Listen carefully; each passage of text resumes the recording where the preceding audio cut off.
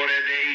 আমার বান্দা তুমিও যখন কোরআনের বাগানে ওলামায়ে কেরামদের নেক নজরে বসে যাইবা, তাদের বয়ানের দ্বারা আমি আল্লাহ তোমাদের গুনাহ হওয়ার মতো চৌচির অন্তর নূরের দ্বারা, রহমতের দ্বারা এমন ভাবে তাজা করে দিব, দেখবা তখন তোমার চোখের পানি আসতেছে, মাওলার মহব্বত আসতেছে। আলেমদের মজলিসে বসো, আল্লাহওয়ালা সাদিকিন সালিহিনদের বন্ধু হও, কুনু মা'আস সাদিকিন।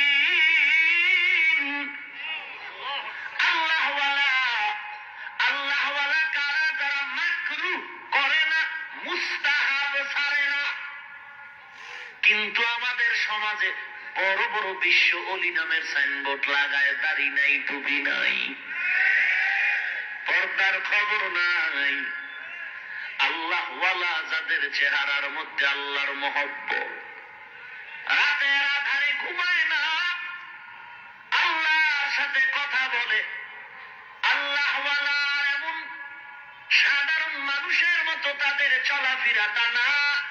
বলে তারা কি আসমান দিয়ে চলে? বলে না, তারাও তোমার মতো খায়, ঘুমায়, তবে তাদের আধ্যাত্মিক পাওয়ার এত সুন্দর।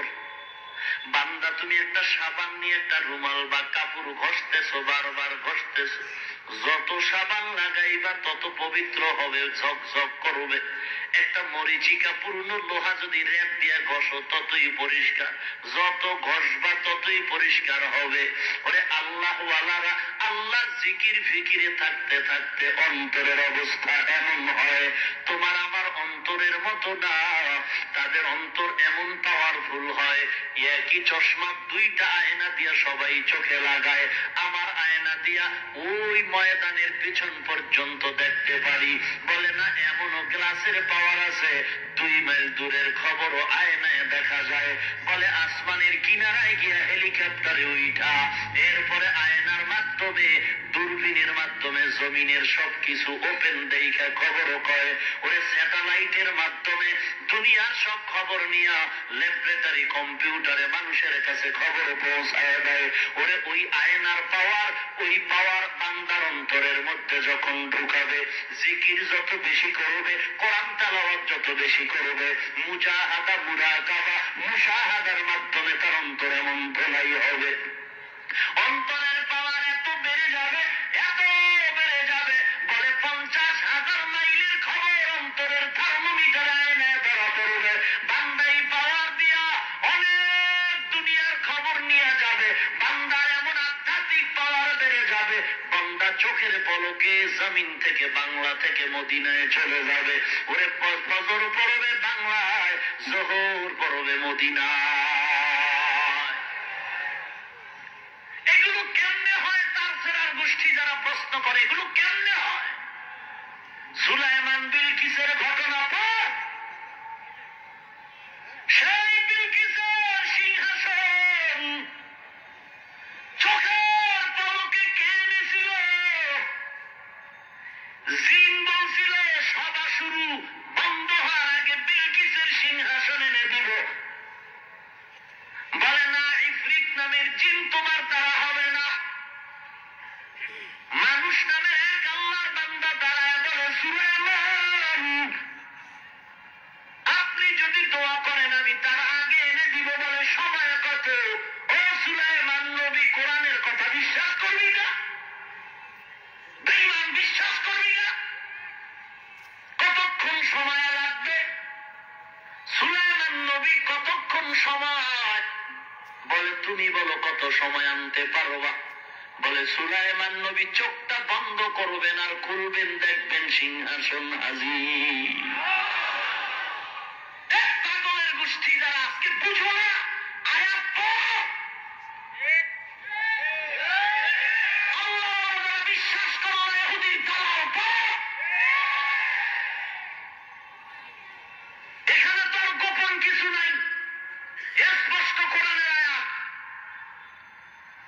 জিনে পারে নাই, মানুষ নামের এক ইলমওয়ালা দাঁড়ায় গেল,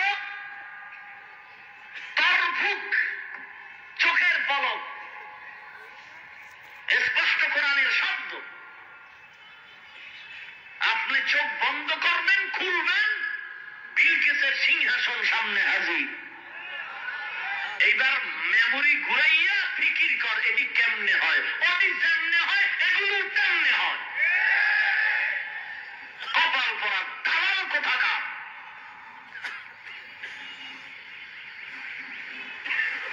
আজকে গোটা দেশকে ধূম্রজাল সৃষ্টি করে মানুষকে বিভ্রান্ত করতেছে। বলে রসুলের যুগে যা ছিল না তা মানি না, নবী যা করেন নাই তা করব না, নবী যা করেছেন তাই করব। নবীর যুগে মাযহাব ছিল না, মাযহাব মানব না। না বাবা, মাযহাব ছিল, 1000 বার বলবো মাযহাব ছিল। যদি বলো ছিল না, আমি বলবো মাযহাবের ব্যাখ্যা এখনো তুমি জানো না। এরপরও যদি 1 মিনিটের জন্য মেনে নেই, তাহলে আমার একটা প্রশ্নের জবাব এই জনতার কাছে রেখে যাই। ভুলে গেলে রেকর্ড করে রাখেন, তাদের থেকে জবাব জানাই, আমারে জানাইন।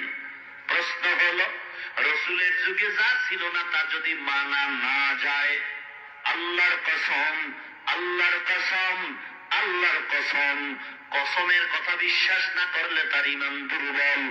রসুলের যুগে বর্তমানে 30 পারা ভলিউমের কোরআন এমন ছিল না।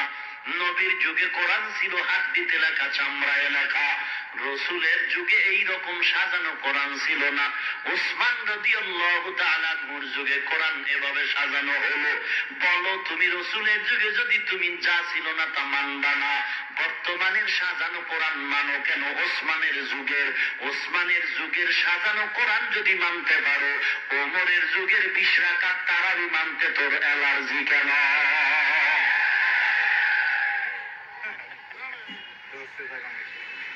চিকিৎসা কর, আল্লাহওয়ালার কাছে গিয়ে অন্তর ধোলাই করো। আল্লাহ আমাদের হেদায়েত দান করুন। আল্লাহর কসম, রাসূলের যুগে যে কোরআন ছিল সেই কোরআনে নকতা ছিল না। বলো তুমি নকতা আছে হযরত বিন ইউসুফের জামানায়। রাসূলের যুগে যা ছিল না যদি তা মানবা না, তাহলে নকতা ছাড়া কোরআন পড়ো। তুমি পড়বা দূরের কথা, তোমার কবরের 14 পুরুষ ডাকলেও তো পড়তে পারবে না। রাসূলের যুগে যদি না থাকার কারণে মানবা না, তাহলে নকতা ছাড়া কোরআন পড়ো। নকতাওয়ালা কেন কোরআন পড়ো? নকতাওয়ালা কোরআন যদি মানতে পারো মুসলমান, তাহলে জুমার 2 বার আযান মানতে অসুবিধা কোথায়? আল্লাহ আপনি হেদায়েত দান করুন। আমরা বেদ্যুবের মতো গালাগালি করব না, গালি দেওয়া হারাম, কবিরা গুনাহ। শালীন ভাষায় বলার চেষ্টা করি, এরপরেও জিহ্বার কোনো ব্রেক নাই। বের হয়ে গেলে অগ্রিম ক্ষমা চেয়ে নিলাম। মায়েরা আমার, রসুলের যুগে যা ছিল না তা মানা যাবে না। আল্লাহর কসম, রসুলের যুগে আল্লাহর কসম বুখারী নামের কোন হাদিসের কিতাব ছিল না। রসুলের যুগে মুসলিম শরীফ নামে হাদিসের কিতাব ছিল না। নবীর যুগে তিরমিজি শরীফ নামে কোন হাদিসের কিতাব ছিল না। সিয়াসিত্তা নামে কোন হাদিসের কিতাব ছিল না। মানো কেন? নবীর উম্মত, নবী যা করেন নাই তা করবা না। আল্লাহর কসম, নবী দাড়ি কাটেন নাই, তুমি কেন কাটো? আল্লাহর কসম, নবী শার্ট প্যান্ট টাই পরে নাই, তুমি কেন পরো? আবার হিরো দাবি করো। আল্লাহর কসম, আমার নবী কোনদিন ইমামের পেছনে মুক্তাদি হইয়া নামাজ পড়ে নাই, তুমি কেন পড়ো? নবী কোনদিন ইমামের পিছনে নামাজ পড়ছে? কম দিন। প্রশ্নের জবাব চাই সবার কাছে। ভাইরা আমার, নবী যা করেন নাই তা করব না। অনবীর উম্মত, নবী কোনদিন বেপরদায় চলেন নাই। তুমি ম্যাডাম গো সামনে নিয়া মজার মজার লেকচার দাও কোন তরিকায়? কথা বলেন না কেন? আল্লাহ হেদায়েত দান করুন। নাকি 2-1টা গালি দেব? হালাল না হারাম? সগীরা গুনাহ না কবিরা গুনাহ? আল্লাহ আমাদের জবান হেফাজত করার তৌফিক দান করুন। আসলে আল্লাহর ভয় নাই,